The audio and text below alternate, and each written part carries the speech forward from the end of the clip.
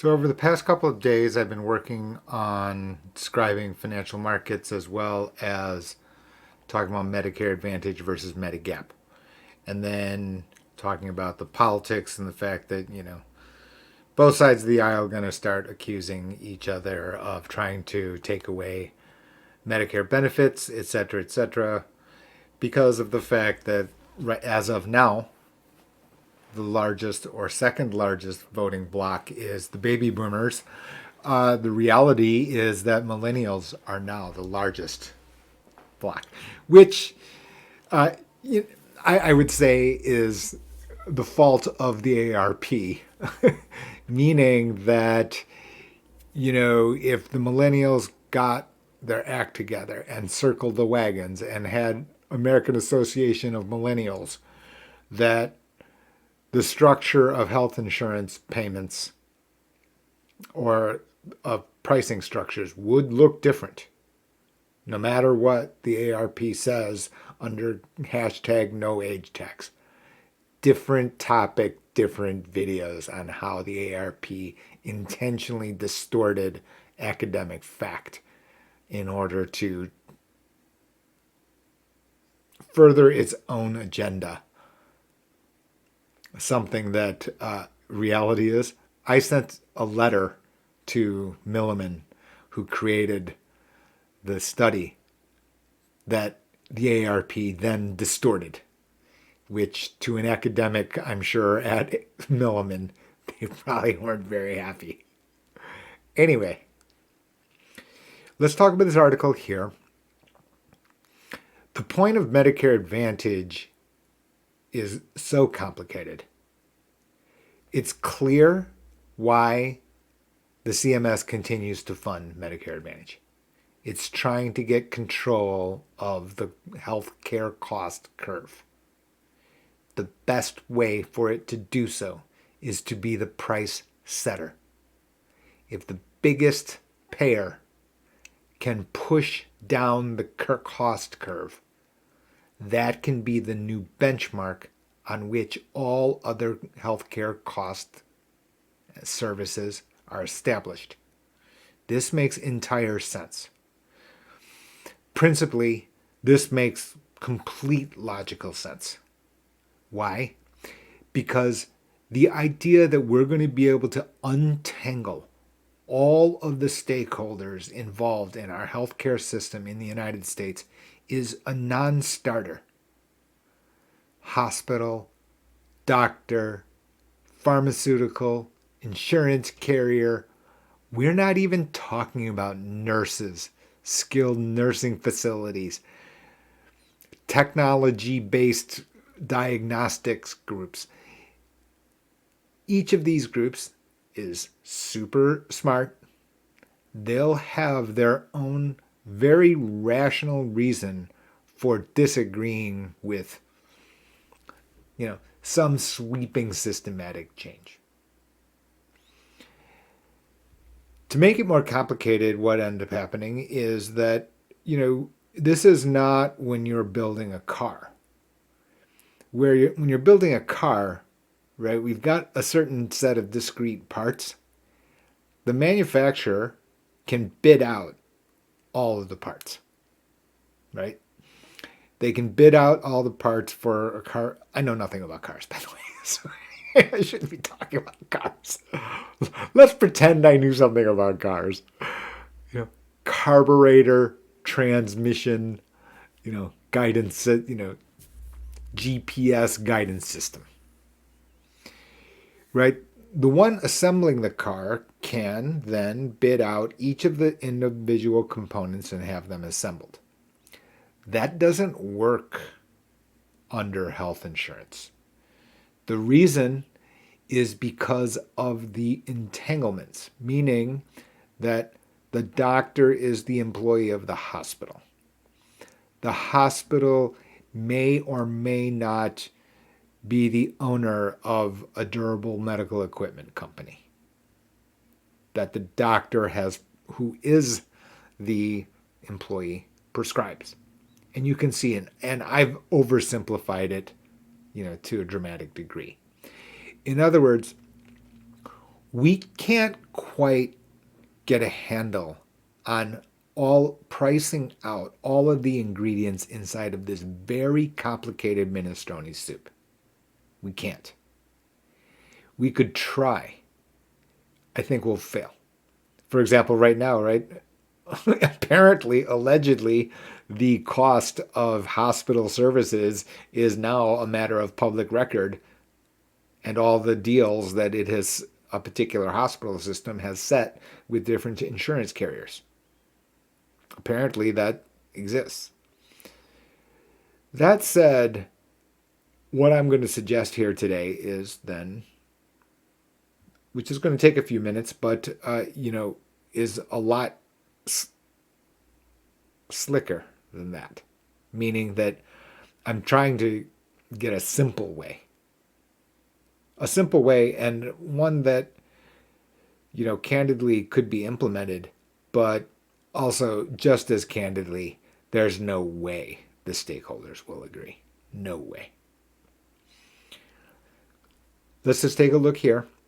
This is the article in the New York Times. It came out, I don't know, the past few months. I made mention of it when it first was published. The cash monster was insatiable, how insurers exploited Medicare for billions. Do I think there's a path that this can occur? I don't think there's any question. The answer is yes. And before we start throwing rocks, the fact of the matter is that I could name any number of businesses. How about general contractor for a construction site? Okay. In other words, the contractors are just a half a step of the safety code. That doesn't mean necessarily that they are blatantly, violating the code just to make money. Under Medicare, however, what you can see here is there are a number of different areas where you can hide behind diagnosis and the actual cost, right? In other words, I could estimate that the hurricane is going to hit Tampa. I could then create a bunch of costs to preventing a catastrophe. But then after the fact, the hurricane can swerve out of the way and miss Tampa. In the same way, a doctor, a hospital, etc., can code a particular patient, right? You're Mr. Sick-a-Lot. You are, or your job at the hut, right? You weigh 450 pounds, you're 3'5", you eat rats. You're probably not in the best health. That doesn't mean that Jabba the Hutt is actually sick, right? Jabba the Hutt can display characteristics of a person who usually gets sick. That is not precisely the same as Jabba the Hutt requires healthcare services. And you will know this, right? Because you've met a person who destroys themselves for healthcare purposes, right? I mean, right? Jack Daniels in the morning, cigarettes all day, other types of narcotics at night. Never sick, right? And you know this type of person, right? They don't treat their body necessarily very well, but they don't get ill.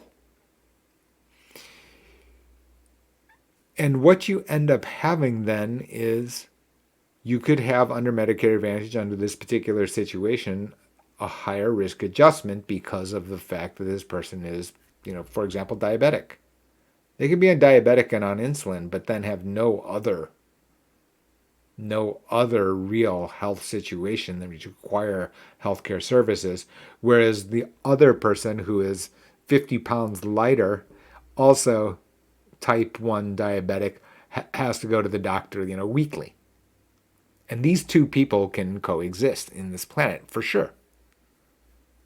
The issue here then is that the Medicare Advantage carrier gets paid an extra amount as a result of the fact that a Medicare Advantage, member is Mr. Sick-a-Lot.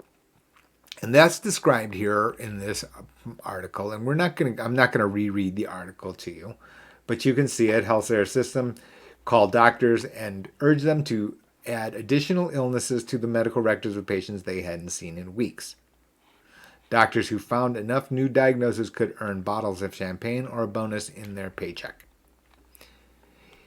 And this is the kind of thing I'm trying to get to, right? In other words, this is not the same topic that I was talking about in the publicly available videos, right? That is different. That is very different. And it may look similar because they have Medicare Advantage associated with it, but they are not the same. The idea that you're just going to say, well, the idea that you're going to say, let's just fix this by eliminating Medicare Advantage, you need to remember what I said at the very beginning of this video, which is there's very good reason for Medicare Advantage to exist, which is to drive down the cost curve. I didn't say to be single payer. I don't think that is going to work, right? But as the biggest payer, could it then be the one dictating price or establishing benchmark pricing? The answer for me to that is yes. And that alone can justify the existence of Medicare Advantage. There are going to be some people who get, from behind the pulpit saying, well, the government shouldn't this, the government shouldn't that, we shouldn't have, profit company, this, that. Okay, different topic, right? That is Philosophy of Government in American Life 301. Yeah, that's a college course, where you can theorize, amongst yourselves, with a glass of wine or, some other adult beverage and debate. I'm not here about that. Right. In other words, that to me is such a different topic regarding, government involvement in a particular area of life. Okay. I'm not here to settle that. However, what I am here to suggest is a possible path out, and it's here. And it exists, which is that what ends up happening on a Medicare Advantage is you have member number one, they get an allowance. I've described this in the past. Right? It's an allowance. The allowance has a particular benchmark. It's a stated benchmark price. And let's just call this $500. So let's call the benchmark $500 a month that goes to Medicare Advantage carrier. They take the $500. They anticipate how many enrollees, members they're going to have. They start divvying out the $500 like a child would with their allowance. Okay? So they bought an Xbox game, they bought a bicycle. They bought a new mobile phone. Whatever they did. Okay? The child is then determining what they're going to do with the allowance they got from their parent. In the same way, that is what Medicare Advantage carriers are doing. They know that they're going to get a particular amount of money. They have then go about their business and saying, okay, well, we have this allowance of $500, and now let's start divvying it up and creating new designs for plans next year. That process is about to begin, by the way, meaning the first bids are going to, they've got very complicated advance work to do, the carriers.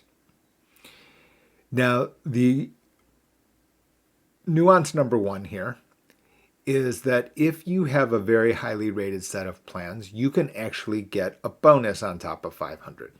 So now let's call it 600. So now you can understand why the carriers are motivated to get high star ratings. This is problematic for me because what this is doing is this is handing control to the carriers who are half a step ahead of the regulator to understand the way that the star rating is established and configuring their benefits for the purpose of getting the highest star rating, so that their allowance is not 500, but it's 600. And again, this is not me behind a pulpit. And before I hear objections to this, I'm just going to say, if you put on your practical reality hat on and put on your common sense jacket, what you will hear is every business works this way. Every. Right? You hire an accountant to go up to the line of IRS regulation. You hire attorneys to do the very same thing. So now we're back here. We have the star rating. We've got this per diem system of $500. And here, actually, my dispute, my suggestion, alteration, modification to the way that this system works then takes hold. My simple suggestion is that this $500 here is a phantom number.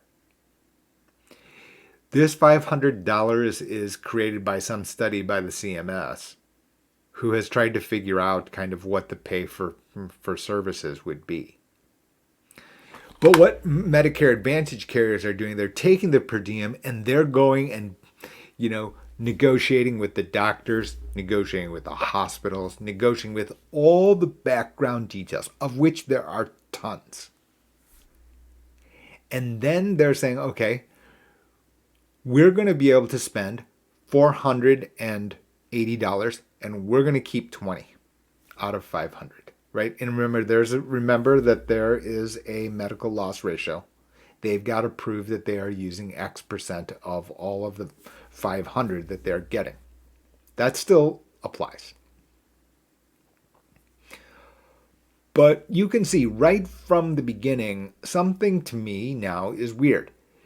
Is that there's a reason that I sequenced today's video in this way, which is it's so complicated and entangled amongst the very highly qualified stakeholders that undoing it is probably the impossible task, that we probably will not see the day where we can actually get full transparency. I'm just the practical reality, Jay with his practical reality hat on just finds that an impossible outcome. So instead, why don't we flip this around and instead let the carriers bid on what's the lowest amount they'll accept for an allowance and still stay in business. Meaning, if you said the $500 number is just an assumption, and then you're allowing the carriers to take the $500 and then do all of their work in the background and then figure out whether or not they can make it fit. Why is that the path that we are using? For me, it's far more efficient to tell the carriers, look, you're going to tell us the number. And if you can't hit the number, you don't get approval at all. Zero. Meaning that some carrier says, hey, I need to receive 550. But if all the other carriers will receive 490, the person at 550, why is he even in the market? In other words, I would turn the screws, increasing the heat, the fire, on the parties who are most in control of the data and information. And, oh yeah, by the way, who are trying to pummel their counterparts, right? This is zero sum, right? carrier number one doesn't want really carrier number two to succeed. The way to do that is just let them compete against each other. And they will, fiercely. How sure am I on that? Medigap at a complete tie. 5 carriers within $5 a month. I'm pretty sure that the guys with the calculators are ready to compete. How would this work? This precedent exists today. This is not like new technology. This is not a new technique that I am, proposing. And you can see it right here. No, I'm not interested in being an educated investor. I am an educated investor. All we'd have to do is create a Dutch auction. So what a Dutch auction is everyone bids on the 500. So now let's just say that we need to serve in the state of Indiana. Let's say it was 10 million. And now you divided it up, and we'll have the different carriers bid for how much they're going to be able to deliver their set of plans into Indiana. And let's say that carrier number one says it's $480. They'll take $480. Carrier number two says $470. And then they have to say, okay, we'll serve 480 up to 5 million. And then the one at 470 says we'll serve at 470 up to 3 million. Until you got to the full population, which the data exists for sure. So basically what ends up happening is you're going to continue to have bid at a lower amount, the lowest amount that they will accept and still be in business. As a result of that, let's say the clearing price to get to service all of the 10 million people in Indiana, the clearing price is $465. Now, then everyone who has bid $465 and lower gets awarded contracts. They have the right to offer plans for the next year. And if those persons who said, hey, let's pick off the government and let's receive 510. Yeah, but the market clearing price was $465. At 510, here's the number of contracts you get to offer, 0.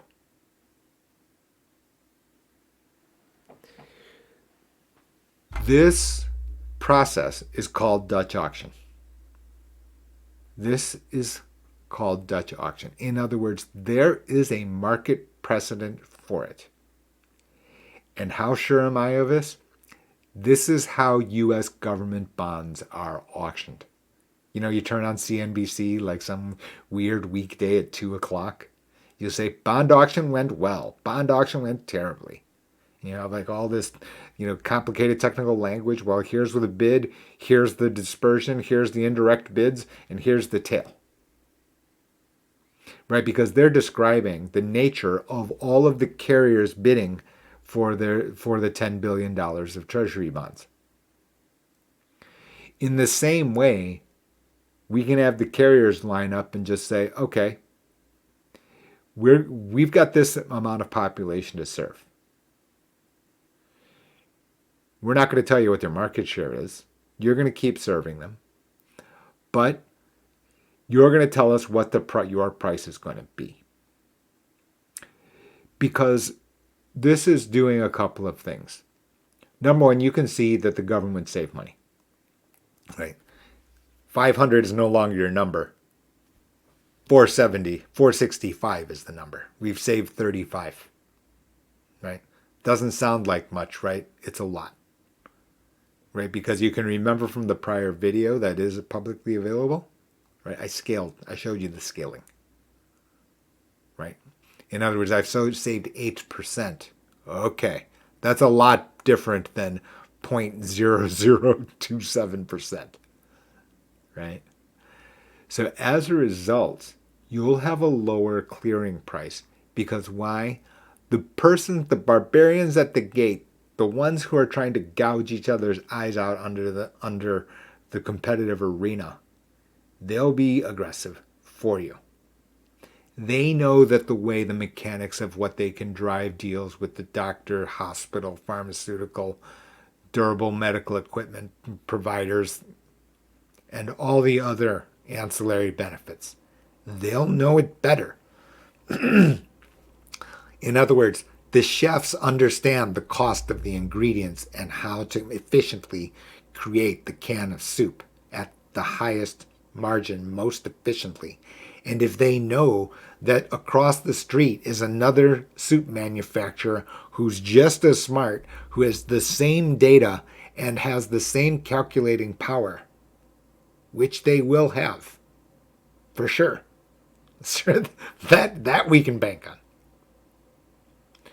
What you have is the competitive market driving down the 500 down to the efficient market price. Because basically it's waving a white flag by me to say, hey, I would love to have transparency about how much all of these things cost and allow the free market to be able to compete this stuff away. But nah, that's not working. Instead, it's cleaner, simpler, by having the Dutch auction process come to Medicare Advantage. From there, carrier can lose money. That's their problem. That's their problem, candidly. Right? Has this happened in the past? Sure it has. We've had insurance companies miscalculate, misestimate their costs. We certainly have. It doesn't last very long, by the way, right? There will be a market adjustment over time. Anyway, the bottom line is this would streamline the process, and also what it would do, it would take away your path to make this possible. This now becomes impossible, right?